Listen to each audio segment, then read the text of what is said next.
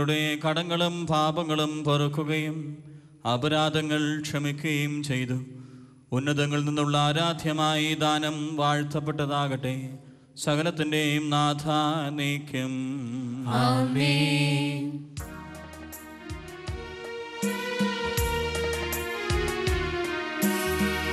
ജീവൻ നൽകും ദൈവികമാ പരിപാവനമീ ബലി വഴിയാ നാഥനു സ്തുതിയും ബഹുമതിയും നമ്മൾ കാഴ്ചയണ ചൊല്ലോ.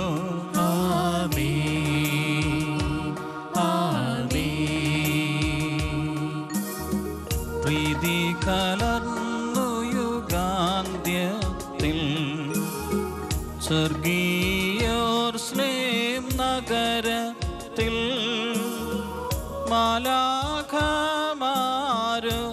തുവലം ഭാഗം നമ്മൾ കരുളട്ടെ.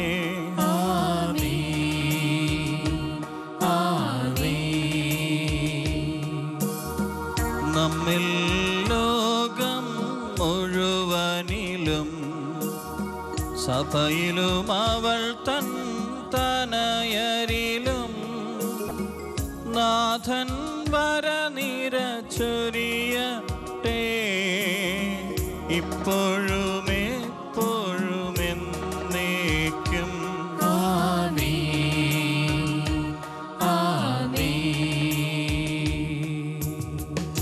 വിശുദ്ധീകരണത്തിന്റെ ബലിപീഠമേ സ്വസ്തി. കബറിടമേ സ്വസ്തി. ഞാൻ സ്വീകരിച്ച കുർബാന കടങ്ങളുടെ പ്രവൃത്തിക്കും പാപങ്ങളുടെ മോചനത്തിനും കാരണമാകട്ടെ.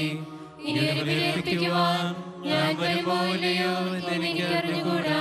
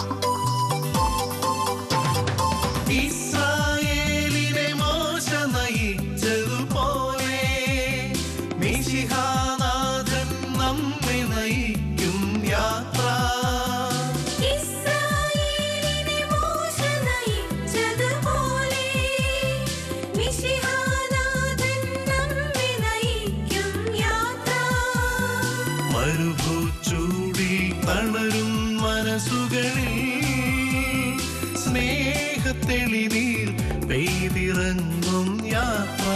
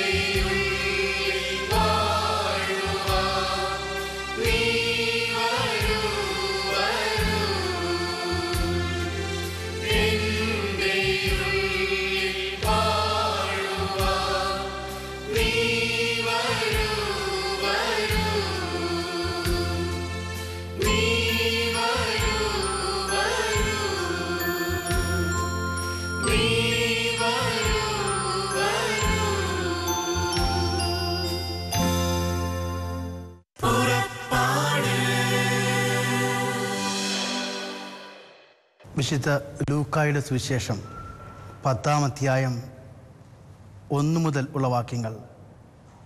അതുകൊണ്ട് യേശു വീണ്ടും പറഞ്ഞു, സത്യം സത്യമായി ഞാൻ നിങ്ങളോട് പറയുന്നു, ഞാനാണ് ആടുകളുടെ വാതിൽ.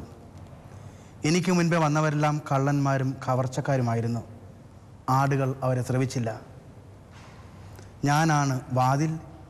എന്നിലൂടെ പ്രവേശിക്കുന്നവൻ രക്ഷ പ്രാപിക്കും. അവൻ അകത്തു വരികയും പുറത്തു പോവുകയും ചെയ്യും. മേച്ചിൽ സ്ഥലം കണ്ടെത്തുകയും ചെയ്യും. പ്രിയമുള്ളവരെ, നമ്മുടെ വ്യക്തി ജീവിതങ്ങളിൽ ഒത്തിരി അടക്കുകയും തുറക്കുകയും ചെയ്യുന്ന ഒത്തിരി വസ്തുക്കൾ നമുക്കുണ്ട്. പ്രത്യേകിച്ച് നമ്മൾ ഏറ്റവും കൂടുതൽ തുറക്കുകയും അടക്കുകയും ചെയ്യുന്നത് നമ്മുടെ ഭവനത്തിൻ്റെ വാതിൽ തന്നെയാണ്. അതെന്നും നമ്മൾ തുറക്കുന്നു, എന്നും നമ്മൾ അടക്കുന്നു. എന്നാൽ യേശുവും പറയുന്നുണ്ട്, ഞാൻ വാതിലാണ്, ഞാനും തുറക്കുന്നു, അടക്കുന്നു. വെളിപാടിൻ്റെ പുസ്തകത്തിൽ വളരെ വ്യക്തമായിട്ട് പറയുന്നുണ്ട്, ഇതാ നിൻ്റെ മുൻപിൽ ആർക്കും പൂട്ടാൻ കഴിയാത്ത വിധം തുറന്നു കിടക്കുന്ന ഒരു വാതിൽ ഞാൻ സ്ഥാപിച്ചിരിക്കുന്നു. നിൻ്റെ ശക്തി പരിമിതമാണ്, എങ്കിലും നീ എൻ്റെ വചനം കാത്തു. ആർക്കും പൂട്ടാൻ വയ്യാത്ത ഒരു വാതിലായിട്ട് ദൈവം തമ്പുരാൻ നമ്മുടെ മുൻപിൽ നിൽക്കുന്ന മനോഹരമായ നിമിഷമാണ് ദൈവത്തെ അനുഭവിച്ചറിയുന്ന നിമിഷം. എന്നാൽ നമ്മളെ സംബന്ധിച്ച് പറയുമ്പോൾ അടഞ്ഞു കിടക്കുന്ന വാതിലല്ല ജീവിതത്തിൻ്റെ ഏറ്റവും വലിയ ദുരന്തമെന്ന് പറയുന്നത്. മനുഷ്യൻ്റെ ഏറ്റവും വലിയ ദുരന്തമെന്ന് പറയുന്നത് അടഞ്ഞു കിടക്കുന്ന വാതിലല്ല, മറിച്ച് തുറന്നു കിടക്കുന്ന വാതിൽ അറിയാൻ പറ്റാത്ത നമ്മുടെ അവസ്ഥയാണ് ഏറ്റവും വലിയ ദുരന്തമെന്ന് പറയുന്നത്. വിശുദ്ധ ഹൃദയത്തിലേക്ക് നമ്മൾ കടന്നു വരുമ്പോൾ ഈ കർത്താവാകുന്ന തുറന്നു കിടക്കുന്ന വാതിലിനെ അനുഭവിച്ചറിയുന്ന ഒത്തിരി വ്യക്തികൾ വിശുദ്ധ ഹൃദയത്തിൽ നമുക്ക് കാണാനായിട്ട് സാധിക്കും. എന്നാൽ ഇന്നിൻ്റെ മനുഷ്യൻ്റെ ഏറ്റവും വലിയ ദുരന്തം എന്താണെന്ന് വെച്ചാൽ, വാതിൽ തുറന്നു കിടന്നിട്ടും തിരിച്ചറിയാൻ സാധിക്കുന്നില്ല. ആ വാതിലിനെ തിരിച്ചറിയാതെ വീണ്ടും എവിടെയാണ് വാതിലെന്ന് പറഞ്ഞുകൊണ്ട് പരക്കം പായുന്ന ഒരു ആധുനിക സമൂഹത്തെയാണ് ഇന്നിൻ്റെ ലോകത്ത് നമുക്ക് കാണാനായിട്ട് സാധിക്കുന്നത്. അതാണ് ആധുനിക മനുഷ്യൻ്റെ ഏറ്റവും വലിയ ദുരന്തം. വിശുദ്ധ ഗ്രന്ഥത്തിൽ, വചനത്തിൽ ശക്തമായിട്ട് കർത്താവ് പറയുന്നുണ്ട്, ഞാനാണ് വാതിൽ. ഈ തമ്പുരാനെ അനുഭവിച്ചറിയുന്ന ഒരു മനുഷ്യന് മാത്രമേ ഈ കർത്താവാകുന്ന വാതിലിലേക്ക് കടന്നു വരാനായിട്ട് സാധിക്കൂ. വിശുദ്ധ ഗ്രന്ഥത്തിലേക്ക് നമ്മൾ കടന്നു ചെല്ലുമ്പോൾ ഈ ദൈവമാകുന്ന വാതിലിനെ കണ്ടെത്തിയ ഒത്തിരി വ്യക്തികളെ നമുക്ക് കാണാൻ സാധിക്കും. ഉദാഹരണമായിട്ട് മോശ, ദൈവം തന്നെ വളർത്തി വലുതാക്കിയ ശക്തനായ ഒരു നേതാവ്. ഈ നേതാവിൻ്റെ ജീവിതത്തിൽ വലിയ ഒരു ദുരന്തം സംഭവിക്കുന്നുണ്ട്. ഇസ്രായേൽ ജനത്തെ മോചിപ്പിച്ചുകൊണ്ട് ഈജിപ്തിൽ നിന്നും കാനാൻ ദേശത്തേക്ക് പോകുന്ന വഴിയിൽ നമ്മൾ കാണുന്നുണ്ട് ഇസ്രായേൽ ജനത അമലോക്യരുമായിട്ട് ഏറ്റുമുട്ടുന്ന ഒരു രംഗം. പുറപ്പാടിൻ്റെ പുസ്തകത്തിൽ 17-ാമത്തെ അധ്യായത്തിൽ നമ്മളത് വായിക്കുന്നുണ്ട്. ആ നിമിഷത്തിൽ മോശയെ സംബന്ധിച്ചപ്പോൾ മോശ പകച്ചു നിൽക്കുകയാണ്. എന്താണ് ചെയ്യുക? എങ്ങനെയാണ് ഈ ജനത്തെ ഒന്ന് രക്ഷിക്കുക? ആ നിമിഷം വരെ മോചിപ്പിച്ചുകൊണ്ട് വന്ന ജനത ഈ അമലോക്യയുടെ വാളിനാൽ ഇരയാകരുത് എന്നാഗ്രഹിച്ച മോശയുടെ മനസ്സിൻ്റെ ഉള്ളിലേക്ക് വലിയൊരു ആശയം കടന്നു വരികയാണ്. ഈ ശക്തനായ ദൈവം എനിക്ക് ശക്തി നൽകിക്കൊണ്ട് ഈ ജനത്തെ മോചിപ്പിക്കാൻ ശക്തി നൽകിയെങ്കിൽ തീർച്ചയായിട്ടും അവൻ രക്ഷിക്കുമെന്നുള്ളൊരു ബോധ്യത്തിൽ മോശ ദൈവം കൊടുത്ത വടിയുമായിട്ട് മലയുടെ മുകളിലേക്ക് കയറി വിരിച്ച കരങ്ങളുമായിട്ട് മോശ പ്രാർത്ഥിച്ചു. വിശുദ്ധ ഗ്രന്ഥം പുറപ്പാടിൻ്റെ പുസ്തകത്തിൽ 17-ാമത്തെ അധ്യായത്തിൽ നമ്മൾ വായിക്കുന്നുണ്ട്, ഏതെല്ലാം നിമിഷമാണോ മോശ ഈ വടിയും കയ്യിൽ പിടിച്ചുകൊണ്ട് വിരിച്ച കരങ്ങളുമായിട്ട് പ്രാർത്ഥിച്ചത്, ആ നിമിഷമൊക്കെ ഇസ്രായേൽ ജനത്തിന് അമലോക്യരെ പരാജയപ്പെടുത്തുവാനായിട്ട് സാധിച്ചു. അപ്പോൾ ദൈവമാകുന്ന ശക്തമാകുന്ന വാതിലിനെ തിരിച്ചറിഞ്ഞ മാത്രയിൽ ആ വാതിലിൻ്റെ ഉള്ളിലേക്ക് പ്രവേശിച്ചത് കൊണ്ട് മാത്രമാണ് നമ്മൾ യോഹന്നാൻ്റെ സുവിശേഷത്തിൽ നമ്മൾ ശ്രവിച്ചതുപോലെ, അവനെ ഞാൻ ശക്തിപ്പെടുത്തും, അവൻ രക്ഷയിലേക്കാണ് കടന്നു വരുന്നത്, അവൻ രക്ഷ പ്രാപിക്കുന്നുള്ളൊരു വലിയൊരു വചനം മോശയുടെ ജീവിതത്തിൽ യാഥാർത്ഥ്യമായിട്ട് മാറുകയാണ്. വീണ്ടും നമ്മൾ വായിക്കുന്നുണ്ട് അബ്രഹാം, വിശ്വാസികളുടെ പിതാവ്. ഈ അബ്രഹാമിനെ സംബന്ധിച്ച് പറയുമ്പോൾ ദൈവം അവൻ്റെ പ്രാർത്ഥന കേട്ടുകൊണ്ട് ആകെ കൂടെ നൽകിയ ഒരു മകനാണ് ഇസഹാക്ക്.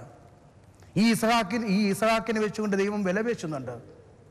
അബ്രഹാമിന് ദൈവം പറയുന്നുണ്ട്, നിന്റെ ഏക മകനെ നീ എനിക്കായിട്ട് ബലി കഴിപ്പിക്കുക. ഈ ബലി കഴിക്കുവാനായിട്ട് ഈ ഏക മകനെയുമായിട്ട് അബ്രഹാം മോറിയ മലയുടെ മുകളിലേക്ക് പോകുന്നൊരു രംഗം വിശുദ്ധ ഗ്രന്ഥത്തിൽ ഉൽപ്പത്തിയുടെ പുസ്തകത്തിൽ നമ്മൾ വായിക്കുന്നുണ്ട്. ആ നിമിഷത്തിൽ മകൻ ചോദിക്കുന്നുണ്ട്, അപ്പ എവിടെയാണ് ബലിമൃഗം? അവസാനം ഈ മകൻ തിരിച്ചറിയുന്നുണ്ട്, എന്നെ തന്നെയാണ് ഈ അപ്പൻ ബലി കഴിക്കുവാനായിട്ട് പോകുന്നത്. ഈ അബ്രഹാമിനെ സംബന്ധിച്ച് പറയുമ്പോൾ ആ നിമിഷം വേണമെങ്കിൽ ഈ സർവശക്തനായ ദൈവത്തെ സംശയിക്കാമായിരുന്നു. കാരണം ഈ ദൈവം തന്നെയാണ് പറഞ്ഞത്, നിന്റെ മകനിൽ നിന്നും വലിയൊരു സന്തതിയെ ഞാൻ പുറപ്പെടുവിക്കും. ആകാശത്തെ നക്ഷത്രങ്ങളെപ്പോലെയും കടൽ തീരത്തെ മണൽത്തരികളെപ്പോലും അധികമായിട്ട് ഞാൻ അവരെ വർദ്ധിപ്പിക്കുമെന്ന് പറഞ്ഞുകൊണ്ട് പുതിയൊരു തലമുറയെ സൃഷ്ടിക്കുമെന്ന് പറഞ്ഞ തമ്പുരാൻ തന്നെയാണ് ഈ ഏക മകനെ ബലി കഴിക്കുവാനായിട്ട് ഈ അബ്രഹാത്തിനോട് ആവശ്യപ്പെടുന്നത്.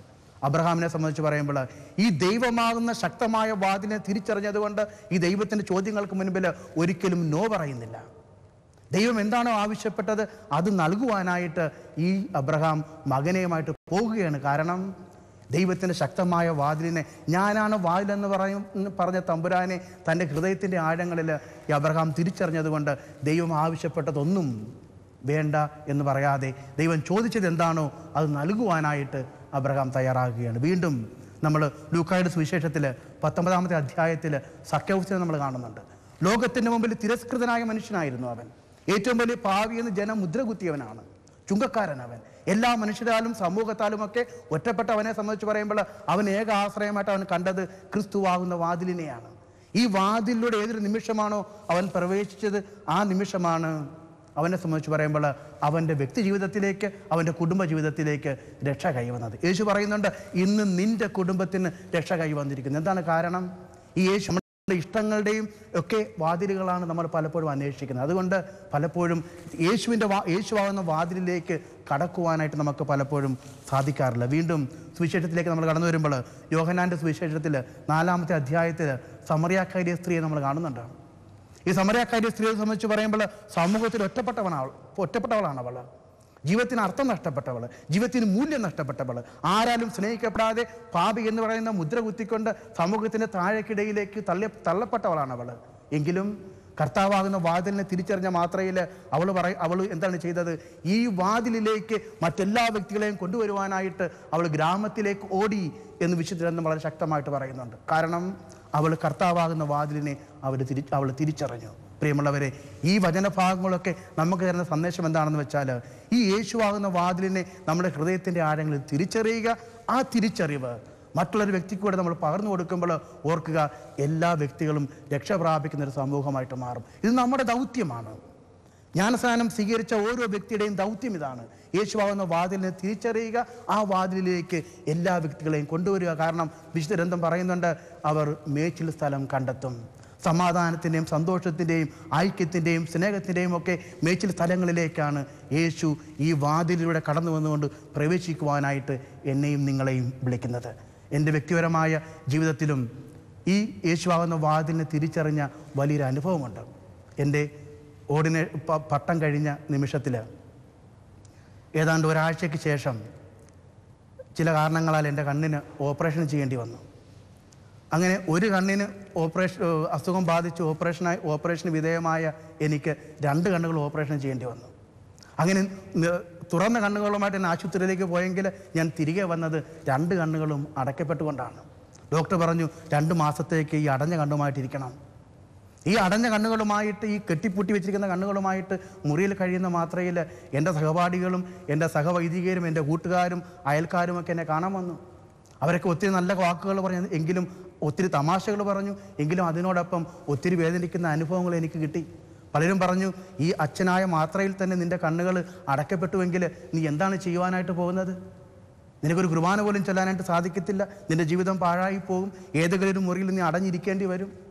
അവരുടെ ഈ വാക്കുകൾ കേട്ടപ്പോൾ എന്നെ സംബന്ധിച്ച് പറയുമ്പോൾ അതെന്നെ ഒത്തിരി വേദനിപ്പിച്ചു. ഞാൻ ദൈവത്തോട് ചോദിച്ചു, ദൈവമേ, നീ എന്നെ ഈ വൈദിക വൃത്തിയിലേക്ക് വിളിച്ചുവെങ്കിൽ എന്തുകൊണ്ട് എൻ്റെ 2 കണ്ണുകളും മൂടപ്പെട്ടു? എന്താണ് എൻ്റെ ജീവിതത്തിൻ്റെ അർത്ഥം? എന്താണ് എൻ്റെ ജീവിതത്തിൻ്റെ ലക്ഷ്യം? എന്താണ് ഇനി മുന്നോട്ടുള്ള എൻ്റെ ഭാവി? അങ്ങനെ ഒത്തിരി ചോദ്യങ്ങളുമായിട്ട് ദൈവത്തിന് മുമ്പിൽ ഞാൻ നിൽക്കുന്ന നിമിഷത്തിൽ ഞാൻ കിടന്നിരുന്ന എൻ്റെ ആശ്രമത്തിലേക്ക് കുറേ സിസ്റ്റേഴ്സ് കടന്നു വന്ന് ഞങ്ങളുടെ പ്രൊവിഷണൽ അച്ഛനോട് ചോദിച്ചു, ഞങ്ങൾക്കൊരു അച്ഛനെ വേണം ധ്യാനിപ്പിക്കുവാനായിട്ട്, 2 മാസം കഴിഞ്ഞിട്ട് മതി. ഉടനെ പ്രൊവിഷണൽ അച്ഛൻ പറഞ്ഞു, ഉടനെ എന്നെ സംബന്ധിച്ച് തരുവാനായിട്ട് ആരുമില്ല, എങ്കിലും 2 മാസം കഴിഞ്ഞിട്ടല്ല, ഞാൻ നോക്കട്ടെ എന്ന് പറഞ്ഞുകൊണ്ട് ഈ അച്ഛൻ എന്നോട് വന്നിട്ട് ചോദിച്ചു, അച്ഛന് ഈ ധ്യാനം എടുക്കാൻ പറ്റുമോ? ഞാൻ ചോദിച്ചു, എൻ്റെ 2 കണ്ണുകൾ അടക്കപ്പെട്ടിരിക്കുകയാണ്, ഒരു ബുക്ക് പോലും വായിക്കാൻ പറ്റത്തില്ല, പിന്നെ എങ്ങനെയാണ് ഈ ഓർഡിനേഷൻ കഴിഞ്ഞ മാത്രയിൽ തന്നെ ഒരു ധ്യാനത്തിനായിട്ട് പോകുക? ഞാൻ പറഞ്ഞു, എനിക്കത് സാധിക്കത്തില്ല. പക്ഷെ അച്ഛൻ പറഞ്ഞു, ഇല്ല, 2 മാസം കൊണ്ട് നീ കിടന്ന് ചിന്തിക്കുക, നീ കട്ടിലായിരുന്നുകൊണ്ട് നീ ചിന്തിക്കുക, എന്നിട്ട് അത് നീ പോയി പ്രസംഗിക്കുക. അങ്ങനെ 2 മാസങ്ങൾക്ക് ശേഷം എൻ്റെ കണ്ണുകൾ തുറന്നപ്പോൾ എനിക്ക് അതിനുള്ള ശക്തി ലഭിച്ചു. ഓർക്കുക, ആ നിമിഷങ്ങളിൽ എന്നെ സംബന്ധിച്ച് പറയുമ്പോൾ യേശുവാകുന്ന വാതിലിനെ തിരിച്ചറിഞ്ഞതുകൊണ്ട് മാത്രമാണ് നിരാശപ്പെടാതെ ആ ദൗത്യത്തെ ഏറ്റെടുത്തുകൊണ്ട് മുന്നോട്ട് പോകാനായിട്ട് സാധിച്ചത്. യേശുവാകുന്ന വാതിൽ ശക്തിപ്പെടുത്തുന്ന ഒത്തിരി നിമിഷങ്ങൾ നമ്മുടെ വ്യക്തിവിധങ്ങളിലുണ്ട്. അതാണ് കർത്താവ് പറയുന്നത്, ഞാനാകുന്നു വാതിൽ, എന്നിലൂടെ കടന്നു വരുന്നവനെ എന്നെ ശക്തിപ്പെടുത്തും എന്ന് തമ്പുരാൻ പറഞ്ഞിട്ടുണ്ടെങ്കിൽ ഓർക്കുക, അവനിൽ ആശ്രയിക്കണം മാത്രയിൽ ഞാനും നിങ്ങളും ശക്തിപ്പെടുത്തുന്ന, നമ്മളെ ഓരോരുത്തരും ശക്തിപ്പെടുത്തുന്ന തമ്പുരാനെയാണ് വിശുദ്ധ ഗ്രന്ഥം നമുക്ക് ഓരോരുത്തർക്കും കാണിച്ചു തരുന്നത്. എന്നാൽ ഈ വാതിലിനെ തിരിച്ചറിയണമെന്നുണ്ടെങ്കിൽ ശുശ്രൂഷയുടെ ഒരു മനോഭാവം നമ്മുടെ വ്യക്തിവിധങ്ങളിൽ നമുക്കുണ്ടാകണം. എന്താണ് ശുശ്രൂഷ എന്ന് പറയുന്നത്? ശുശ്രൂഷ എന്ന വാക്കിൻ്റെ ഇംഗ്ലീഷ് പദമെന്ന് പറയുന്നത് സെർവ് എന്നാണ്. SERVE എന്നുള്ള സിലബിൾസാണ് അതിനകത്തുള്ളത്. ഓരോ വാക്കിനും ഓരോ അർത്ഥങ്ങളുണ്ട്. എസ് എന്ന് വെച്ചാൽ സർവീസ് എന്ന്, അല്ലെങ്കിൽ സാക്രിഫൈസ് എന്ന് നമ്മളതിനെ വിളിക്കും. എസ് എന്ന് പറയുന്ന ആ വാക്ക് ദ്യോതിപ്പിക്കുന്നത് സാക്രിഫൈസിനെയാണ്. സാക്രിഫൈസ് അല്ലെങ്കിൽ ബലി. എന്താണ് ബലി? ബലി എന്ന് പറയുന്നത് ജീവൻ നൽകലാണ്. നമ്മളെ തന്നെ പൂർണ്ണമായിട്ട് നൽകുകയാണ്. ഒന്നും നമുക്കായിട്ട് എടുത്തു വെക്കാതെ പൂർണ്ണമായിട്ട് അവനെ തന്നെ നൽകുന്ന ഒരു പ്രവണതയാണ് ബലി എന്ന് പറയുന്നത്. വിശുദ്ധ ഗ്രന്ഥത്തിലേക്ക് നമ്മൾ കടന്നു വരുമ്പോൾ യേശു അർപ്പിച്ച ബലി എന്ന് പറയുന്നത് തന്നെ തന്നെ പൂർണ്ണമായിട്ട് നൽകിയൊരു ബലിയാണ്. ഒന്നും തനിക്കായിട്ട് മാറ്റിവെക്കാതെ എല്ലാം അവരന് വേണ്ടി, അവരുടെ നന്മയ്ക്ക് വേണ്ടി മാറ്റിവെച്ചപ്പോൾ കർത്താവിൻ്റെ ജന്മം ഒരു സൂര്യജന്മമായിട്ട് മാറി. എല്ലാ മനുഷ്യരിലേക്കും തൻ്റെ പ്രകാശത്തെ കൊടുക്കുകയും എല്ലാ മനുഷ്യനും തൻ്റെ പ്രകാശം നൽകുകയും ചെയ്യുന്ന ഒരു സൂര്യജന്മമായിട്ട് മാറി. കാരണം ഒന്നും തനിക്കായിട്ട് മാറ്റിവെച്ചില്ല. നമ്മളെ സംബന്ധിച്ച് പറയുമ്പോൾ ഈ വാതിലിനെ തിരിച്ചറിയണമെന്നുണ്ടെങ്കിൽ ആദ്യമായിട്ട് നമുക്കുണ്ടാകേണ്ടത് ശുശ്രൂഷയുടേതായ ആദ്യത്തെ തലം, അതായത് ബലി നൽകുവാനുള്ള നമ്മുടെ മനോഭാവം, നമ്മളെ തന്നെ പകുത്തു കൊടുക്കാനും പങ്കിട്ട് നൽകാനും പങ്കുവയ്ക്കുവാനുള്ളൊരു മനോഭാവം. അവിടെയാണ് നമ്മളെ സംബന്ധിച്ച് പറയുമ്പോൾ ഈ കർത്താവിൻ്റെ വാതിൽ തിരിച്ചറിയുവാനായിട്ട് നമ്മുടെ വ്യക്തി ജീവിതങ്ങളിൽ ആദ്യമായിട്ട് നമ്മൾ എടുക്കുന്ന തയ്യാറെടുപ്പ് എന്ന് പറയുന്നത് അവിടെയാണ്. രണ്ടാമതായിട്ട് ഈ എന്ന് പറയുന്ന രണ്ടാമത്തെ സിലബിള്, സർവീസിലെ രണ്ടാമത്തെ സിലബിളാണ് ഈ എന്ന വാക്ക് ദ്യോതിപ്പിക്കുന്നത് എന്താണെന്ന് വെച്ചാൽ എംപ്റ്റിനെസ് ആണ്. എംപ്റ്റി അവേഴ്സെൽഫ്, നമ്മളെ തന്നെ ശൂന്യവത്കരിക്കുക. നമ്മുടെ ഞാനെന്ന ഭാവത്തെയും നമ്മുടെ എല്ലാ മറ്റു ഭാവങ്ങളെയും ദൈവത്തെ അറിയുന്നതിനും അവരെന്നെ അറിയുന്നതിനും തടസ്സമായിട്ട് നിൽക്കുന്ന നമ്മുടെ എല്ലാ നെഗറ്റീവായിട്ടുള്ള എല്ലാ അവസ്ഥകളെയും നമ്മൾ എന്നേക്കുമായിട്ട് ഹനിക്കുമ്പോൾ അവിടെയാണ് നമ്മളെ തന്നെ നമ്മൾ ശൂന്യവത്കരിക്കുന്നത്. നമുക്കറിയാം എപ്പോഴാണ് ഈ തമ്പുരാൻ്റെ വാതിൽ തിരിച്ചറിയാൻ സാധിക്കാത്തത്, എപ്പോഴാണ് അവരും നമുക്കൊരു തടസ്സമായിട്ട് മാറുന്നത്? നമ്മുടെ ഞാനെന്ന ഭാവവും നമ്മുടെ മറ്റെല്ലാ നെഗറ്റീവായിട്ടുള്ള അവസ്ഥകളും നമ്മളെ എന്നേക്കുമായിട്ട് ഭരിക്കുമ്പോൾ ഓർക്കുക, ഈ തമ്പുരാൻ്റെ വാതിൽ നമുക്കൊരിക്കലും തിരിച്ചറിയാൻ സാധിക്കത്തില്ല. എന്നാൽ ഈ ശുശ്രൂഷയുടെ തലത്തിലേക്ക് നമ്മൾ കടന്നു വരുമ്പോൾ നമ്മളെ തന്നെ നമ്മൾ ശൂന്യവത്കരിക്കുമ്പോൾ അവിടെയാണ് ഈ യേശുവാകുന്ന വാതിലിനെ നമുക്ക് തിരിച്ചറിയാനായിട്ട് സാധിക്കുന്നത്. വീണ്ടും ശുശ്രൂഷയിലേക്ക് കടന്നു വരണമെന്നുണ്ടെങ്കിൽ മൂന്നാമത്തെ സിലബിളായ ദ്യോതിപ്പിക്കുന്നത് എന്താണെന്ന് വെച്ചാൽ റിഫോർമേഷനാണ്, റിന്യൂവലാണ്. നമ്മളെ തന്നെ മാറ്റുക, നമ്മളെ തന്നെ മാറ്റിമറിക്കുക. നമ്മളായിരിക്കുന്ന അവസ്ഥയിൽ നിന്ന് നമ്മളെ മാറ്റിമറിക്കുമ്പോൾ മാത്രമാണ് ഈ വാതിൽ നമുക്ക് തിരിച്ചറിയാൻ സാധിക്കുന്നത്. ആൻ്റണി ഡിമല്ലോയുടെ പുസ്തകത്തിൽ ഒരു വിപ്ലവകാരിയായ ഒരു യുവാവിനെ കുറിച്ച് പറയുന്നുണ്ട്. ഈ യുവാവിൻ്റെ ഏറ്റവും വലിയ സ്വപ്നം എന്തായിരുന്നു വെച്ചാൽ ഈ ലോകം മുഴുവൻ മാറ്റുക, ഈ ലോകത്തെ മുഴുവൻ മാറ്റിമറിക്കുക. അതായിരുന്നു എൻ്റെ ആഗ്രഹം. അവൻ ദൈവത്തോട് പ്രാർത്ഥിച്ചു, ദൈവമേ ഈ ലോകത്തെ മുഴുവൻ മാറ്റുവാനുള്ള കൃപ നീ എനിക്ക് തരണമേ. അവൻ്റെ ജീവിതത്തിൻ്റെ മധ്യാഹ്നത്തിലേക്ക് എത്തിയപ്പോൾ അവൻ തിരിച്ചറിഞ്ഞു ലോകം മാറിയിട്ടില്ല.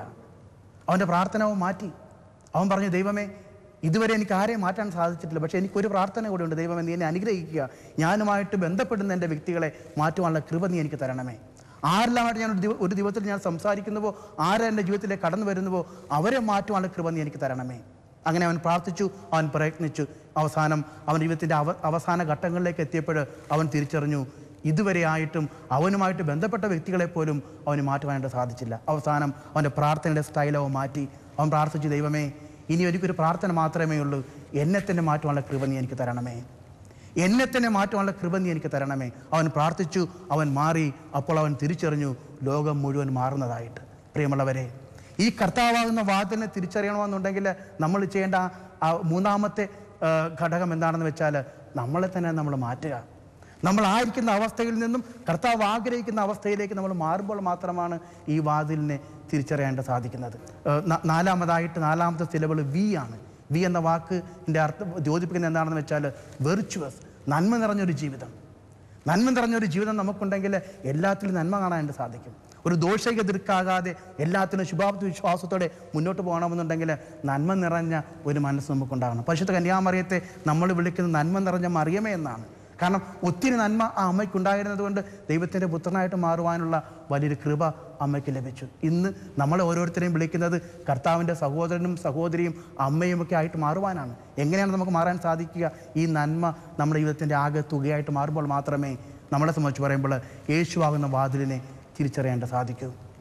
അവസാനമായിട്ട് സെർവ് എന്ന വാക്കിൻ്റെ അവസാന അക്ഷരമെന്ന് പറയുന്നത് ഈ ആണ്, എംപ്റ്റിനെസ്. ആദ്യം പറഞ്ഞതുപോലെ നമ്മളെ തന്നെ ശൂന്യവത്കരിക്കുക.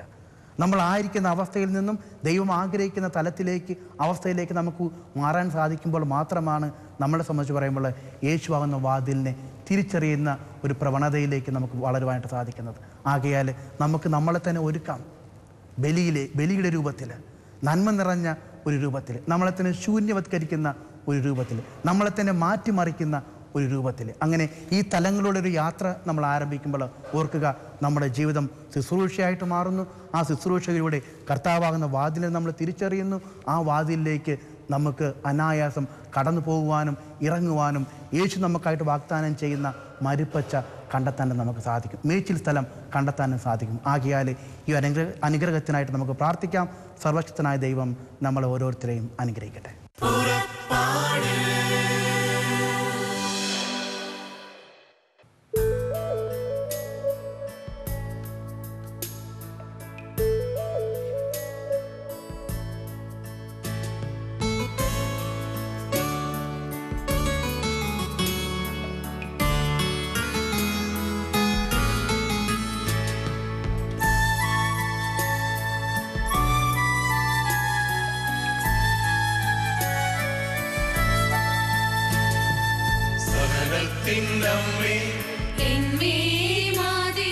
ക്രൂശിന്റെ നിഴലായ രാജകന്യേ, ആവേ മരിയ, ആവേ മരിയ.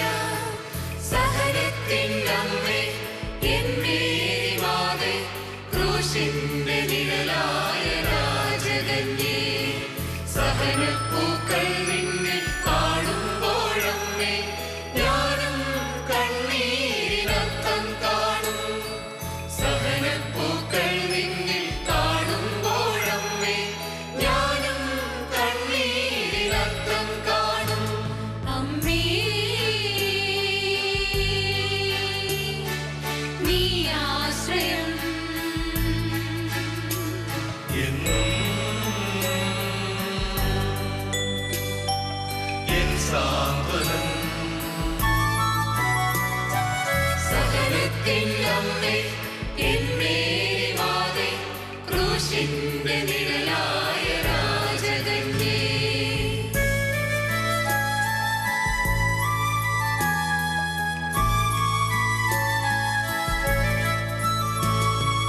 കാൽവരി വേദന ആഞ്ഞുപതിച്ചത് അമ്മേ നിൻ ഹൃദയത്തിലുമല്ലോ. കാൽവരി വേദന ആഞ്ഞുപതിച്ചത് അമ്മേ നിൻ ഹൃദയത്തിലുമല്ലോ. പരിഭവമില്ലാത്ത നയനങ്ങളിൽ ഞാൻ കാണുന്നു ദൈവമേ നിൻ മഹത്വം. പരിഭവമില്ലാത്ത നയനങ്ങളിൽ ഞാൻ കാണുന്നു ദൈവമേ നിൻ മഹത്വം. കാണുന്നു ദൈവമേ നിൻ മഹത്വം. അമ്മേ പരിശുദ്ധമാതേ, നിത്യവും പ്രാർത്ഥിക്കതായേ. അമ്മേ പരിശുദ്ധമാതേ, നിത്യവും പ്രാർത്ഥിക്കതായേ. സഹനത്തിനമ്മേ എൻ മേരി മാതേ, ക്രൂശിന്റെ നിഴലായ രാജകന്യേ.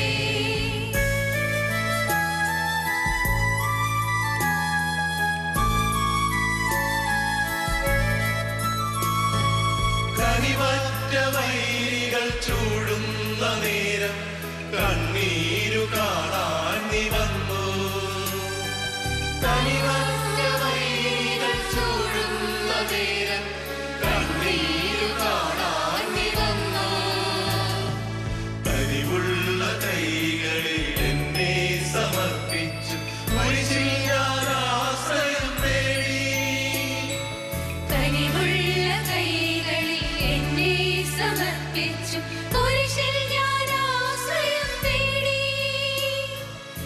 മിശിഹായുടെ ആശ്വാസമായി. അമ്മേ പരിശുദ്ധമാതേ, നിത്യവും പ്രാർത്ഥിക്കണമേ. അമ്മേ പരിശുദ്ധമാതേ, നിത്യവും പ്രാർത്ഥിക്കണമേ. മെഴുതിരി ഉരുകുന്ന പോലെ എൻ ഹൃദയം ഉരുകി ഞാൻ നിൻ സവിധേ. മെഴുതിരി ഉരുകുന്ന പോലെ എൻ ഹൃദയം ഉരുകി ഞാൻ നിൻ സവിധേ. തിരികെ വന്നിതാ ഞാൻ ധൂർത്തനെ പോ. ചേർക്കണേ ഭവനത്തിൽ ദാസനായി. തള്ളല്ലേ കർത്താവേ പാപിയാമെന്നെ. ചേർക്കണേ ഭവനത്തിൽ ദാസനായി.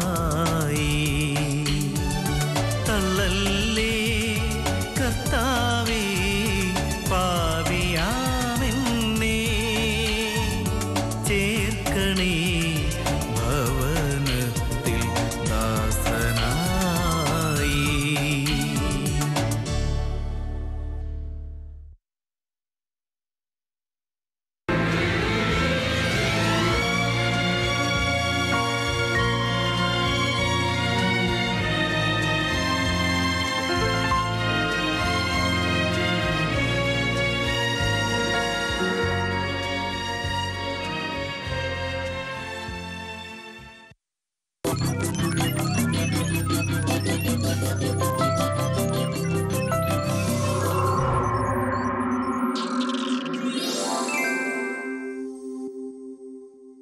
കത്തോലിക്ക സഭയുടെ വിശുദ്ധന്മാരിൽ നമുക്കൊരു പക്ഷേ അമ്പരപ്പുണ്ടാക്കുന്ന ഒരു വിശുദ്ധനാണ് ബെനഡിക്റ്റ് ജോസഫ്